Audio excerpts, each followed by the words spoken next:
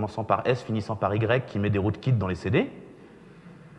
Ou ça peut être le fait que je fasse écouter la musique que j'aime bien à ma petite sœur. Dans les deux cas, c'est du numérique. Juste, moi je trouve qu'il y en a un, il est avarié. Je vous laisse deviner lequel.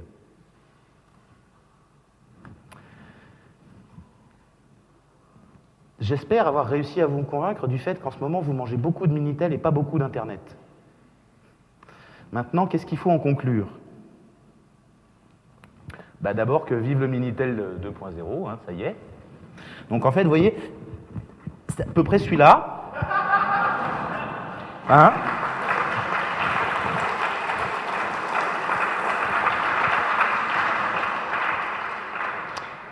Il y a du moisi dessus avec de la poussière. Romain, tu devrais le nettoyer, il est dégueulasse ton Minitel.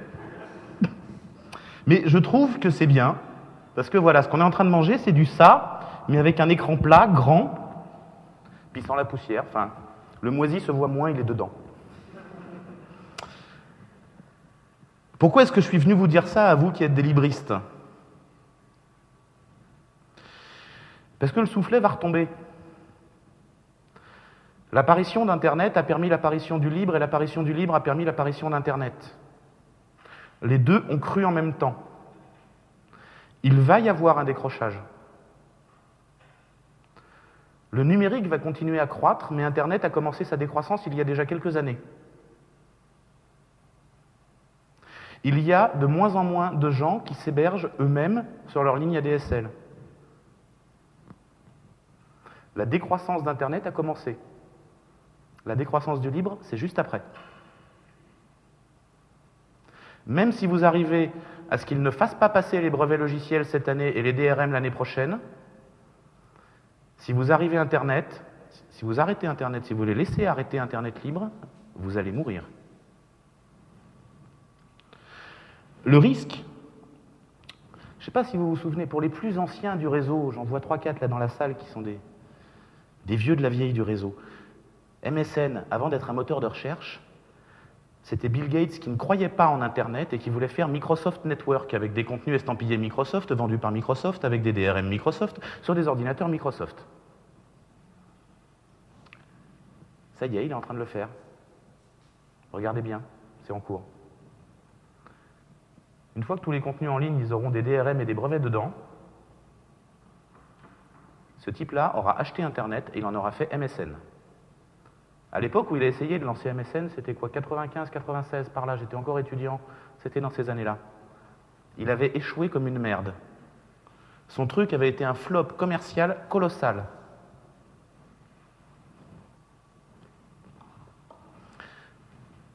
Alors quand je dis à nous 5, j'ai pas compté précisément, mais dans le nombre d'associations qui travaillent un peu dans ce domaine-là en France, on n'est pas beaucoup.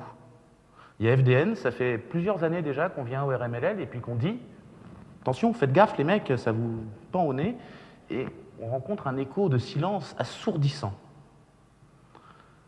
Il y a Globnet qui fait des petites choses, il y a Alterne qui fait des petites choses quand Valentin n'est pas en vacances.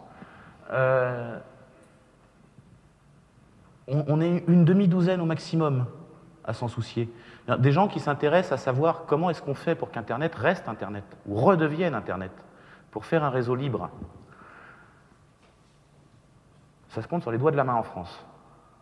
Et pourtant, il y a un vrai danger.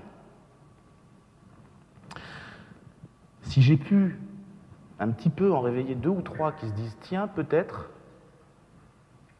voilà, j'aurais pas perdu mon temps ». Et puis, je veux quand même terminer sur une note positive. Ils sont en train de nous enfler. Ça fait pas un pli. Par contre, je sais qu'on va gagner. C'est évident. C'est évident. Exactement comme quand on a inventé l'imprimerie, il était évident qu'il y aurait un jour la liberté de la presse. Toute la question, c'est de combien de temps ils pourront le retarder.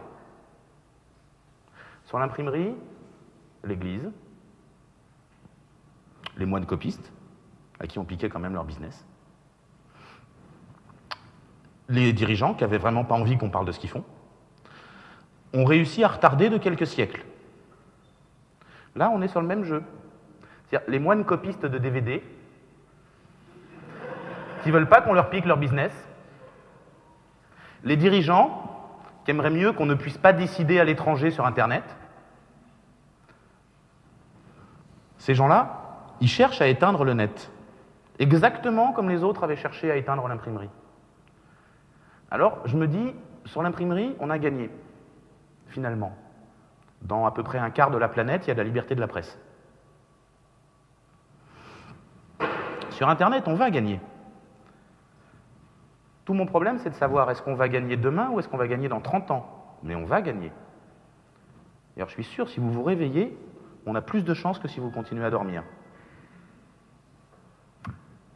Voilà, moi j'avais ça à vous dire.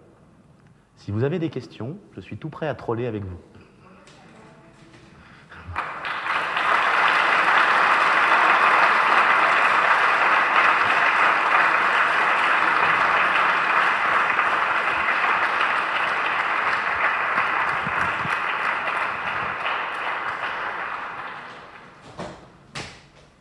Il marche ce micro-là? Oui, nickel. Tiens Jean-Charles, tu vas venir faire porte-micro. S'il y a des gens qui ont des questions.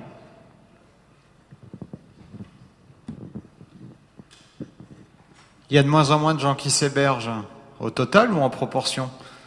Je me pose la question parce que est-ce que finalement l'aspect libre peut subsister juste parce qu'il y a une masse critique de personnes ou est-ce qu'il faut une proportion de personnes?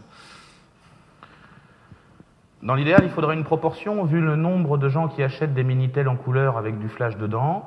S'il y en avait 1% qui s'auto-hébergent, on aurait du vrai Internet libre et incontrôlable. Donc une proportion, ce serait magnifique. Le fait qu'en proportion ça baisse, j'en suis certain. Je soupçonne qu'en chiffre aussi ça baisse.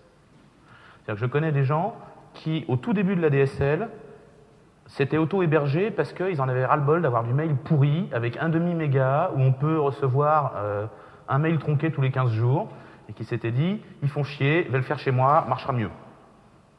Depuis que les faiseurs de Minitel ont appris à faire du mail plus volumineux, ont appris à stocker de la vidéo, bref, ont appris à attirer le client en lui apportant des services, bon, finalement, le gars qui se fatiguait à installer son petit serveur de news et son petit serveur de mail à la maison, juste, il en a ras-le-bol. Il trouve que le webmail en web 2.0 avec du Java qui flash et qui clignote, ça permet de lire son mail sur Yahoo dans un cybercafé. C'est cool. Ouais, C-O-U-L-E. C'est-à-dire qu'en fait, le journaliste chinois qui avait son mail dans sa boîte aux lettres et qui se disait « c'est cool », quand Yahoo l'a donné au gouvernement, il a dû se dire « c'est con ». Mais je soupçonne que, en nombre pur, les gens qui s'auto-hébergent, ce qui était apparu avec l'apparition de la DSL, parce qu'il fallait des connexions permanentes pour le faire, soit en train de baisser. C'est l'impression que j'ai, je me trompe peut-être. Mais au moins, il n'augmente pas assez vite. Il augmente beaucoup moins vite que le Minitel 2.0.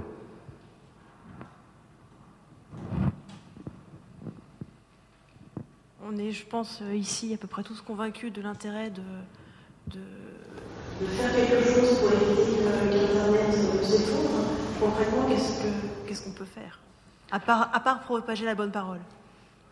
Bah déjà, propager la bonne parole, ce ne sera pas du temps perdu. Ce qu'on peut faire est très compliqué. Je pourrais bien vous dire, viendez tous vous abonner chez FDN. Ça y ferait du net libre, juste vous seriez trop nombreux. Donc venez, plusieurs, mais pas tous.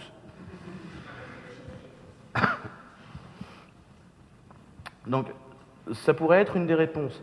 Je pourrais vous dire, mais faites vos fournisseurs d'accès, bordel de Dieu, c'est pas dur. C'est pas dur de monter un fournisseur d'accès. Faites-le, au moins vous saurez qui filtre votre réseau. Il y a un gros travail aussi d'éducation. Oui, on a un net BBSD qui, à mon avis, aura quelques savoirs sur la question. C'est-à-dire, quand elle sera grande, ses parents pourront lui dire « De mon temps, quand j'étais jeune, il a existé un réseau libre. » Tu lui raconteras. Donc,